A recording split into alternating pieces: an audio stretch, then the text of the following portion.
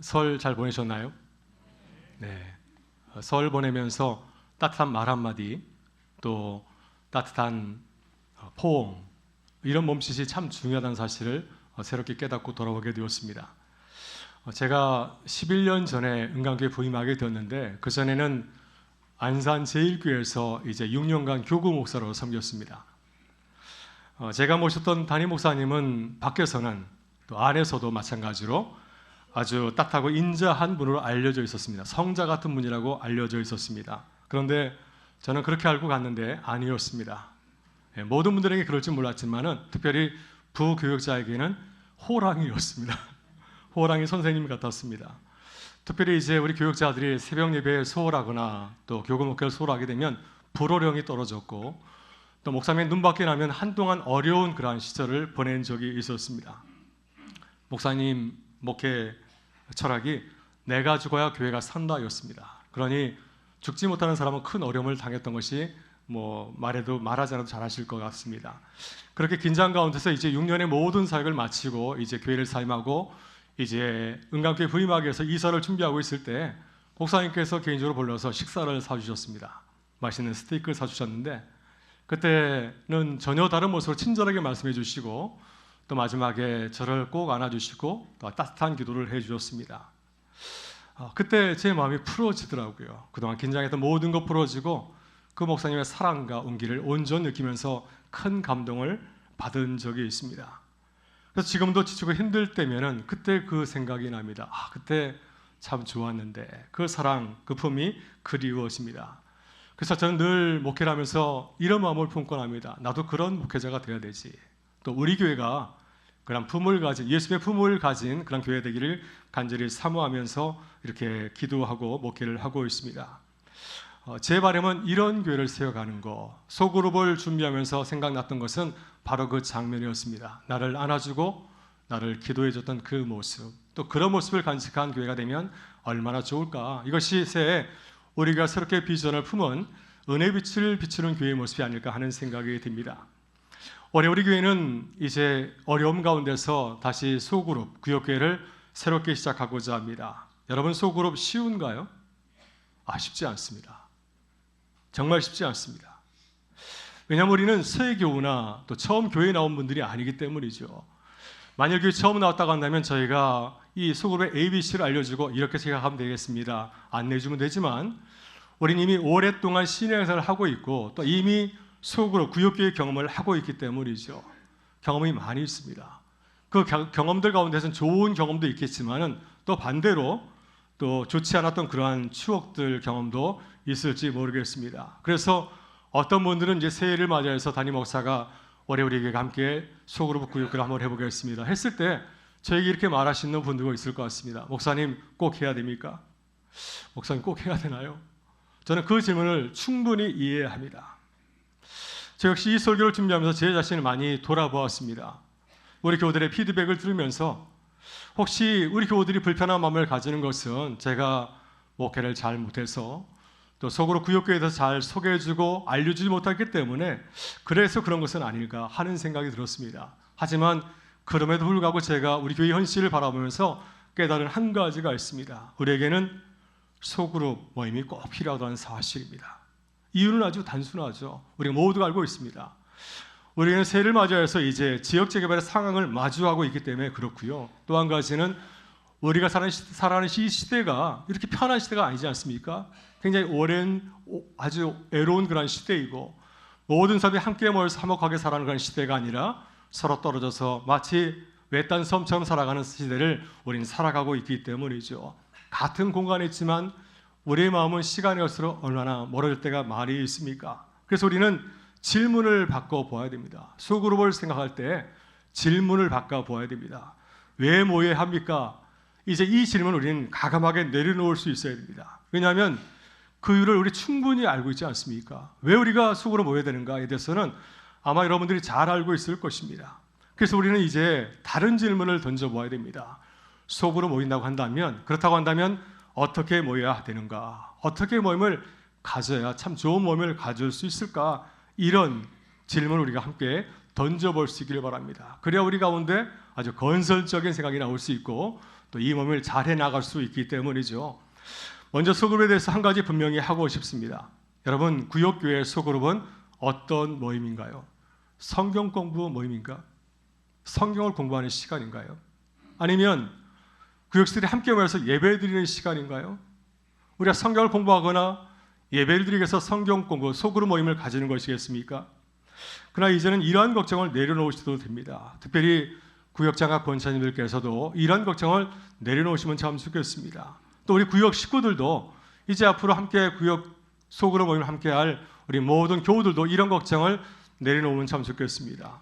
성경을 잘 몰라도 괜찮을까요? 저는 말을 잘하지 못하는데 그래도 모임에 잘 참석할 수 있을까요? 이런 고민을 우리가 함께 내려놓을 수 있기를 바랍니다. 왜냐하면 구역장의 역할은 말씀을 전하는 사람이 아니라 구역 모임을 인도하는 사람이기 때문이죠.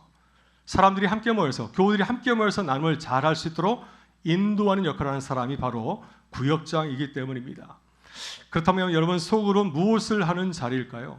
이 소그룹 구역교회는 한 주간의 삶을 나누는 자리입니다. 아주 치열하게 살아왔던 한 주간의 삶을 돌아보면서 함께 그 삶을 나누는 시간이고요. 또한 우리가 살아가면서 얼마나 힘든 일이 참 많이 있습니까? 매일매일 즐거운 일만 생기는 것이 아니라 때로는 우리의 생존의 문에 걸릴 정도로 치열한 삶의 문제를 만날 수 있지 않습니까? 그 문제를 꺼내는 자리이고, 또 이런 문제를 바라보면서, 우리 삶을 바라보면서, 교회를 바라보면서, 나라의 민족을 바라보면서 함께 기도하고 함께 울고 함께 웃는 자리가 바로 소그룹을 하는 자리인 줄 믿습니다. 여러분, 예배는 하나님과 우리의 관계에 집중하는 시간입니다. 지금 여러분 누구에 집중하고 있습니까? 저에게 집중하고 있나요? 그렇지 않습니다. 이 시간은 하나님께 집중하는 시간이고요. 그렇다고 한다면 소그룹은 어떤 시간일까요? 소그룹은 성도와 성도 간의 수평적인 만남에 집중하는 시간입니다. 성도를 돌아보는 시간이 바로 소그룹 구역교회 모임입니다. 이것이 우리가 함께 모여서 하고자 하는 소그룹 구역교회이죠.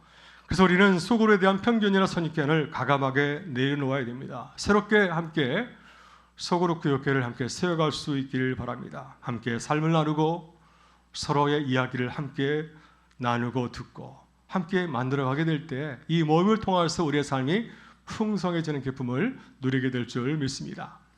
오늘 본문은 위기 가운데 있는 교회에 주신 하나님의 말씀입니다. 히브리서 공동체는 어떤 교우들이 모여있는 교회였을까요? 또 어떤 상황 가운데 있는 교회였겠습니까?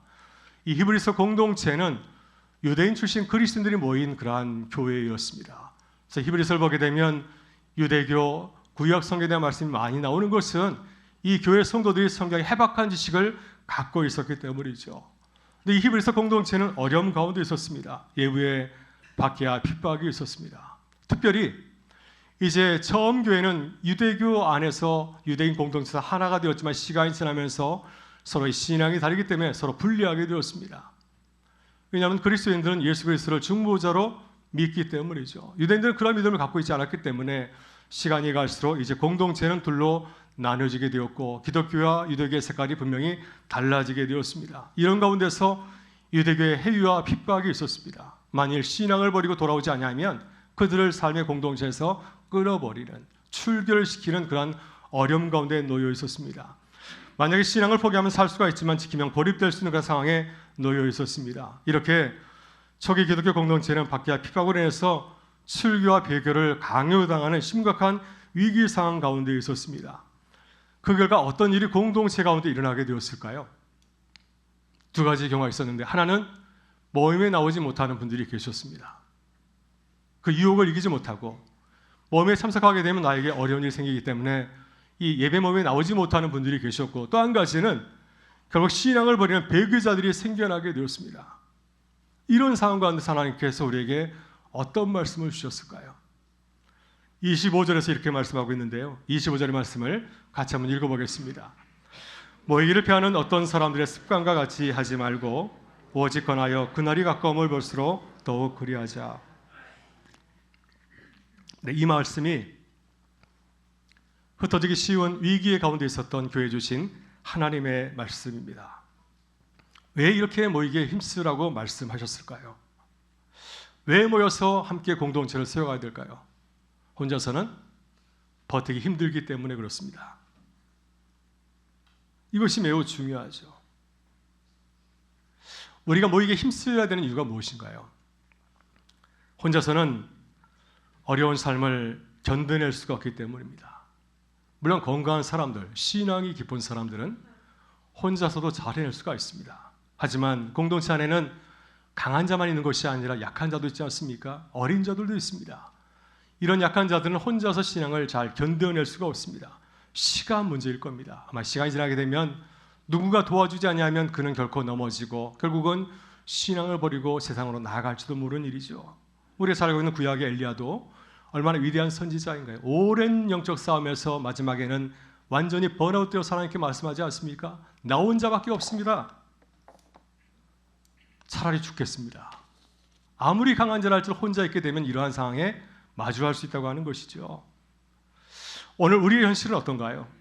지금도 아주 옛날과 비슷합니다. 히브리서 공동체와 별로 다를 게 없다고 저는 생각이 듭니다. 요즘 가장 큰 교회, 가장 크게 부흥하는 교회가 어느 교회인지 아세요? 그 교회는 바로 가나안 교회입니다. 이 교회는 교회에 나가지 않은 성도들이 매일매일 추석하여서 날로 부흥하고 있는 그런 교회입니다. 제가 30년 전에 신학교 다닐 때 이 가나안 교회는 전사들이 농담쳐도 하는 말이었습니다. 전사님들 가운데서 아직 사역지를 구하지 못한 분들이 계셨는데 이런 분들에게 전사님 어느 교회 나가십니까? 라고 물으면 이렇게 대답하고나 했습니다. 저 아직 가나안 교회에 다녀요. 아직 교회 나가지 않는다 하는 뜻을 이렇게 돌려서 말한 것이죠. 예전에 이 가나안 교회라는 말이 농담처럼 들렸는데 지금은 하나의 한국교회의 사회적 현상이 되었습니다. 문제는 바로 이것이죠. 모이지 않으면 어떻게 됩니까? 가나안 교회 신앙을 가지도록 약해질 수밖에 없다고 하는 겁니다. 그래서 주님께서 분명히 말씀하십니다. 모이기를 패하지 말라. 이 말씀은 선택이 아닙니다. 우리가 선택할 사항이 아니라 이것은 공동체를 살리는 생명의 주의 말씀인 줄 믿습니다. 이 말씀 가운데 모이기를 패하지 말라 하는 말씀 속에는 주님의 간절한 마음이 담겨 있지 않습니까? 어떻게 하면 교회가 살아날 수 있을까? 교회를 살릴 수 있는 주님의 간절한 마음이 그 말씀 속에 들어 있습니다. 교회는 모일 때 다시 살아갈 힘을 얻기 때문이죠. 여러분 초대교회 공동체도 마찬가지로 주님께서 승천하셨을 때 그들이 흩어지지 않냐고 마가의 다락방에 모여서 함께 기도하게 될 때 그 모임에서 놀라운 성령의 역사를 경험하게 되었고 그리고 다시 은혜 가운데서 세상을 주도하는 교회로 일어서게 되지 않았습니까? 그래서 우리는 함께 다시 모여야 됩니다. 그렇다면 어떻게 모여야 될까요? 오늘 주신 히브리서 10장 24절 25절의 말씀은 보게 되면 세 가지 동사가 나옵니다. 예수님께서는 세 가지를 강조하고 계시는데 첫째는 서로 돌아보라. 둘째는 무엇입니까? 둘째는 사랑과 선행을 격려하라. 셋째는 모이기를 패하지 말라.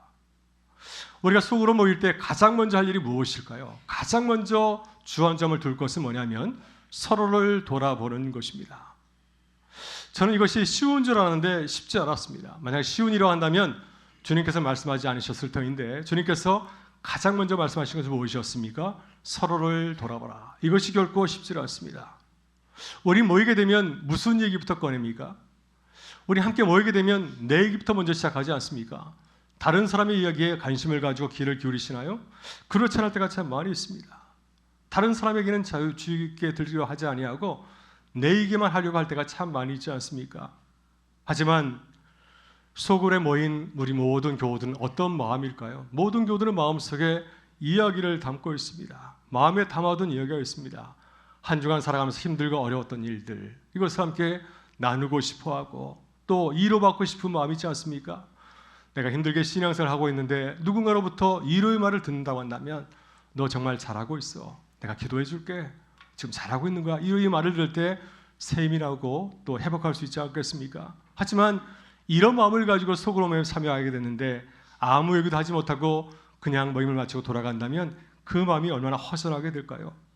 그래서 우리는 모일 때 어떻게 해야 될까요? 눈을 받치고 상대방 이야기에 귀를 기울이고 마음으로 그 이야기를 들을 수 있어야 됩니다. 우리 가정 얘기를 잠깐 하는 것을 용서해 주시길 바랍니다. 저희 가정이 이제 가정 예배를 드리게 되면 그러니까 가정 소그룹이죠. 가정 예배를 드리게 되면 우리 자녀들이 얼마나 말이 많은지 아버지는 제가 말할 기회를 주지 않습니다. 언제 끼어들지 도무지 길을 찾을 수가 없습니다. 그래서 제가 꾀를 내었습니다.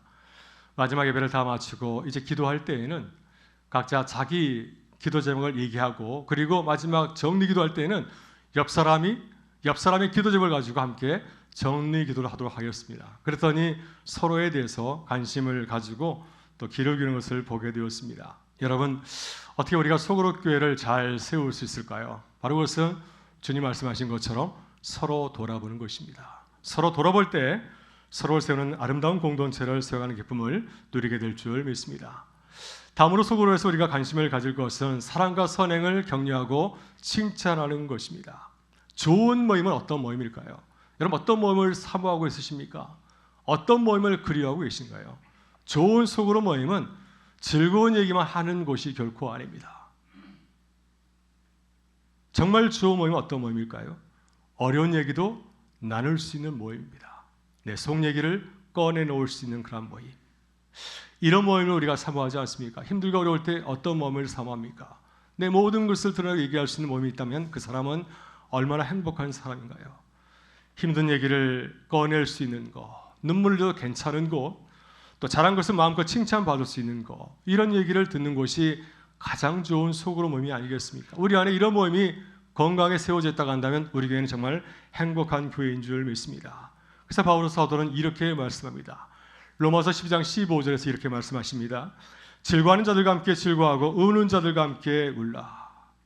이런 함께 즐거워하고 함께 울 수 있는 그런 모임, 이런 모임을 세워갈 때 그 모임이 우리 가운데서 큰 기쁨과 감사를 더해줄 줄 믿습니다. 저는 지난 노예 임원 수련회를 다녀왔습니다. 싱가포르가 인도네시아를 3박 5일 동안 다녀왔는데 그때 정말 작은 소그룹의 깊은 은혜를 경험하였습니다. 이것이 정말 소그룹의 감동이지 하는 것을 깨닫게 되었는데요. 3박 5일 동안 두 사람이 한 방을 쓰게 되었습니다. 한 방을 쓰게 되었는데 저와 함께 한 방을 썼던 목사님은 제가 평소에 교류가 전혀 없었던 분이었습니다. 노예 임원을 맡아서 함께 방을 쓰게 되었는데 그 짧은 시간 동안 서로의 마음을 내려놓고 서로를 존중하면서 충분한 얘기를 나누게 되었습니다. 한날은 새벽 2시까지 얘기하다가 시간 가는 줄 모르고 늦게까지 얘기를 나눈 적이 있습니다. 근데 그 모임 가운데서, 그 만남 가운데서 서로 깊은 은혜를 누리게 되었습니다. 저 얘기도 하고 또 목사님 얘기도 했고 서로 얘기를 얘기하는 가운데서 그 가운데 참 서로를 격려하고 위로하는 깊은 은혜를 누리게 되었습니다. 참 너무너무 좋았는데 이제 헤어질 때 제가 목사님께 이런 얘기를 했습니다. 목사님, 혹시 내가 3박 4일 동안 함께 쓰면서 제가 실수했은 거 있으면 용서해 주길 바랍니다. 했더니 목사님이 그렇지 않다고, 너무너무 좋았고 제가 도전과 용기를 많이 받았습니다. 감사합니다 하면서 한 가지는 얘기하더라고요. 코 고는 것 때문에 좀 힘들었다고. 하루에 한 2만 보 걸었더니 그날 밤 굉장히 코를 많이 곤 모양이었습니다. 근데 그 목사님도 코 골았어요. 자기는 모르고 내 얘기만 하더라고요. 그래서 저는 그 모임을 통해서 참 감사했습니다. 참 모임이 참 좋구나. 하나님께서 우리에게 큰 은혜를 주셨구나. 이분과 함께 노임을 섬기는 것이 참 좋겠다 하는 그런 기쁨을 가지고 돌아오게 되었습니다. 바로 이것이 주님께서 우리에게 소그룹 인도하시는 중요한 이유인 줄 믿습니다. 우리는 보통 소그룹을 얘기할 때 이렇게 말하지 않습니까? 바빠요. 모이기 힘듭니다. 우리는 소그룹 얘기하게 되면은 이렇게 바쁜 이유, 모일 수 없는 얘기를 나열할 때가 참 많이 있죠. 그리고 어떤 결론을 내리시나요? 그러게 우리는 모일 수 없습니다. 이렇게 결론을 낼 때가 참 많이 있습니다. 저는 그거 충분히 공감합니다. 모일 수 없습니다. 우리가 얼마나 바쁜데 우리 시간을 쪼개서 모일 수 있겠습니까? 우리 모일 수 없어요. 너무 바쁘기 때문에. 지금 여러분 여기 나온 것이 기적입니다, 진짜. 하지만 주님은 우리에게 어떻게 물으실까요? 그렇다면 어떻게 모일 수 있을까? 너희들은 모일 수 없다고 말하는데 주님은 우리에게 말씀하십니다. 그러면 어떻게 모일 수 있을까? 우리는 모이기 어려운 이유를 말하면서 멈추지 말아야 됩니다. 그 이유 앞에서 우리는 고민하고 또 기도하고 나누어야 됩니다. 어떻게 모일 수 있을까? 우리 정말 바쁜데 어떻게 모일 수 있을까? 이 질문을 붙드는 것이 주님의 마음이 아니겠습니까? 이 질문을 붙드는 것이 교회를 사랑하는 성도의 마음이 아니겠습니까? 실제로 우리 교회 집사님의 이야기입니다. 재개발 때문에 이 불광동을 떠나 다른 지역으로 이사를 가게 되었습니다. 매일 새벽에 나오시는 분이신데 이제 거리가 멀어져서 새벽에 전혀 나올 수 없는 환경 가운데 거하게 되었습니다. 한데 이 집사님께서는 못 나올 일을 찾지 아니하시고 찾을 방법을 강구하셨습니다. 그래서 제가 보니까 그렇습니다. 제가 보니까 아마 새벽 2시에 일어나시는 것 같아요. 그리고 2시간을 걸어서 교회에 나오십니다. 저는 우리 교회가 창조적인 고민을 하면 참 좋겠습니다. 어려운 문제가 생겼을 때 우리는 그 이유를 한번 찾아봐야 됩니다. 왜 어려운가? 이유를 찾아보는 거 매우 중요한 일이죠. 하지만은 어려운 문제를 찾는 데서 그치지 말아야 됩니다. 문제가 보인다면 거기서 멈추지 말고 어떻게 해결할 수 있는지를 함께 모아서 의논해야 되지 않겠습니까? 서로 마음을 나누고 충분히 고민하면서 기도로 지혜를 구해야 됩니다. 그럴 때 하나님께서 우리에게 그 길을 열어갈 수 있는 좋은 지혜의 길을 허락하여 줄 줄 믿습니다. 그래서 소그룹도 마찬가지이죠. 이 질문을 붙들고 함께 기도하고 나누실 수 있기를 바랍니다. 구역장님과 구역장들이 함께 모여서 우리가 정말 모이기 어려운데 어떻게 하면 우리가 잘 모일 수 있을까? 함께 고민하고 함께 기도하고 나누게 될 때 하나님께서 우리의 기도를 들으시고 또한 좋은 길로 인도하시는 은혜를 경험하게 될 줄 믿습니다. 지난주 한 은퇴 권사님의 가정을 신방을 하였습니다. 멀리 이사 가셔서 저희가 신방을 가게 되었는데 권사님께서 이제 새로 이사한 집 갔더니 너무너무 좋아요. 참 좋은 집으로 하나님께서 인도하셨구나 감사하였고 또 권사님께서 맛있는 한정식 음식을 직접 만들어 주셔서 아주 맛있게 먹고 돌아왔습니다. 근데 권사님께서 예배 마치고 자신의 얘기를 들려주었습니다. 간증을 하셨습니다. 권사님 예전에 예수 믿지 않는 분이셨습니다. 교회를 모르시는 분이었습니다. 교회보다는 성당 나가는 게 좋지 이렇게 말씀하시는 분이었는데 어느 날 갑자기 남편과 아들이 병으로 쓰러졌습니다. 어려운 시간을 보냈습니다. 모든 관계가 끊어졌다고 해요. 가족과 친척도 돌아보지 않는 어려운 길을 걸어오셨는데 그때 병원교회를 통해서 복음을 듣게 되었고 또 우리 은강교회에 출석하게 되었습니다. 권사님께서 이야기를 쭉 나누시더니 마지막에 이렇게 얘기하시더라고요. 교회와 구역의 공동체의 돌봄이 제게 큰 생명이었습니다. 그거 없었으면 저 지금까지 오지 못했습니다. 모든 거 포기하고 내려놨을 것입니다. 사랑하는 성도 여러분, 사실 우리 모두가 그런 은혜를 입은 자들이 아닙니까? 그 권사님만 하나님의 은혜를 입은 것이 아니라 우리 모두가 이 놀라우신 주님의 은혜를 입은 성도가 아니겠습니까? 이제 우리는 그 사랑을 나누는 공동체가 되어야 될 줄 믿습니다. 오늘 주님께서는 우리에게 이렇게 말씀하십니다. 모이기를 배하지 말라. 모이기를 배하지 말라. 우리에게는 한 달에 한 번이라도 함께 모이려고 합니다. 최소한 가족이라고 한다면 우리가 은강교회를 섬기는 형제와 자매라고 한다면 한 가족이라고 한다면 한 달에 한 번 정도는 적어도 모여야 되지 않겠습니까? 그래야 우리가 가족이라 말할 수 있지 않을까요? 그래야 내가 은강교회 다닌다고 말할 수 있지 않겠습니까? 그래서 한 달에 한 번이라도 모여서 서로 돌아보고 격려하고 축복하는 소그룹 공동체를 함께 세우기를 원합니다. 그래서 그렇게 주의 몸된 교회를 함께 세워가는 은혜가 우리 모두에게 함께하기를 주의 이름으로 축원합니다.